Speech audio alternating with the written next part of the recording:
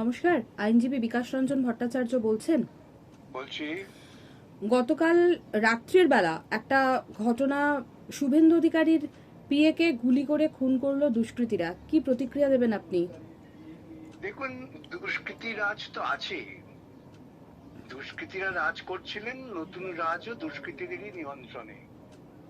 তারই পরিণতি এবং বিস্ময়কর হচ্ছে ওই একই লোকের আত্মসহায়করা বারবার তারা খুন হয়ে যাচ্ছেন, কিন্তু সেই খুনের যথাযথ তদন্ত করে আইনসঙ্গত কোনো সিদ্ধান্তে পৌঁছেছেন বলে আমার জানা নেই।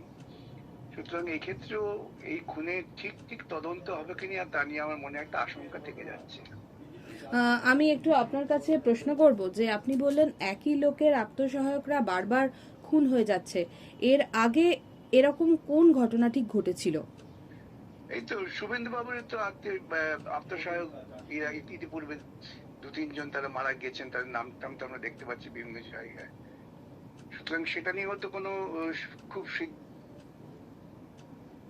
ঠিক তদন্ত হয়ে কোনো একটা যুক্তিসঙ্গত সিদ্ধান্তে পৌঁছবার চেষ্টা হয়েছে বলে তো দেখলাম না কোথাও।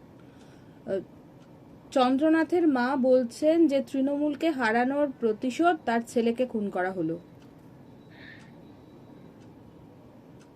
স্বাভাবিক, কিন্তু যদি মামলারও খুনেরও যথাযথ তদন্ত হবে কিনা তা নিয়ে আমার মনে একটা শঙ্কা আছে। কেন, ধারাবাহিক ঘটনা যা দেখছি, আসলে তো একই পুরনো মদ নতুন বোতলে ভর্তি হয়েছে, এছাড়া তো কোনো পরিবর্তন হয়নি। সুতরাং এটা শুনতে খারাপ লাগলেও এটা মাথায় রাখতে হবে যে এই খুনেরও ঠিক তদন্ত হবে বলে আমার মনে হচ্ছে না। আগের খুনগুলোর তো তদন্ত হলো না। একজন মানুষ, তিনি রাজনৈতিক ক্ষমতার শীর্ষে আছেন, তার আত্মসহায়করা পরপর খুন হয়ে যাচ্ছে এবং সে ব্যাপারে খুব হেলদোলও দেখছি বলে তো মনে হচ্ছে না।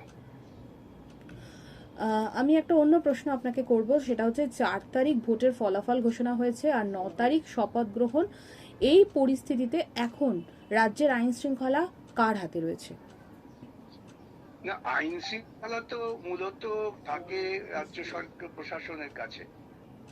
এখন নির্বাচনোত্তর ক্ষেত্রে পোস্টপোল ভায়োলেন্স রোকবার জন্য নির্বাচন কমিশন বড় বড় বক্তৃতা করে বলেছিলেন এবং তারা কেন্দ্রীয় বাহিনী টাহিনী নামিয়েছেন, কিন্তু আমি তো দেখতে পাচ্ছি কেন্দ্রীয় বাহিনীও তো পুতুলের মতো দাঁড়িয়ে আছে, প্রান্তিক মানুষের উপর আক্রমণ হয়েই যাচ্ছে।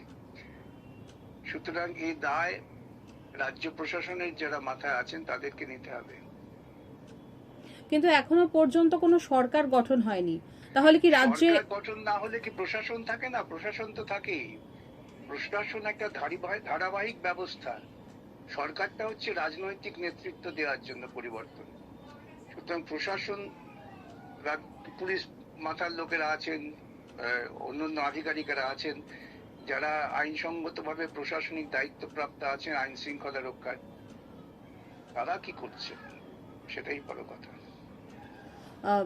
আর আমরা দেখেছি দুর্ভাগ্যজনকভাবে এই সমস্ত রাজনৈতিক দল, আমরা বিগত 21 সালেও দেখেছিলাম, তার আগেও তারা এই সুযোগটা নেয়। এই যে নতুন সরকার শপথ নেবে এবং পুরনো সরকার চলে গেলেন, এই সময়ের মধ্যেই তারা বিভিন্ন জায়গায় আক্রমণ করে। দেখছেন না, আক্রমণ করে লেনিনের স্ট্যাচু ভেঙে দেওয়া হচ্ছে, বুদ্ধদেব ভট্টাচার্য জ্যোতি বসুর প্রতিকৃতি নষ্ট করা হচ্ছে। কোথাও কোথাও হয়তো আমাদের লোকেরা তৃণমূলের ভয় পেয়ে পালিয়ে গেছে বলে পুরনো পার্টি অফিস উদ্ধার করতে পারছি, কিন্তু সেটাও একটা সাময়িক প্রক্রিয়া। কেন, বামপন্থীদের উপর আক্রমণ করার একটা প্রস্তুতি চলছে আর কি।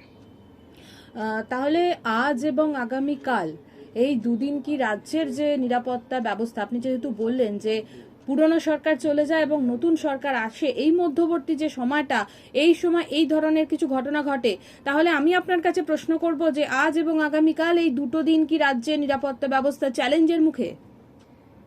চিরকালই চ্যালেঞ্জের মুখে। দুদিন কেন, যখন এই সরকারের যারা নতুন ভাবে শপথ নিয়ে আসবেন তাদের সময় কি খুন খারাপি একেবারে বন্ধ হয়ে যাবে? এইসব খুন খারাপি কোনো ব্যক্তিগত স্বার্থে হয়।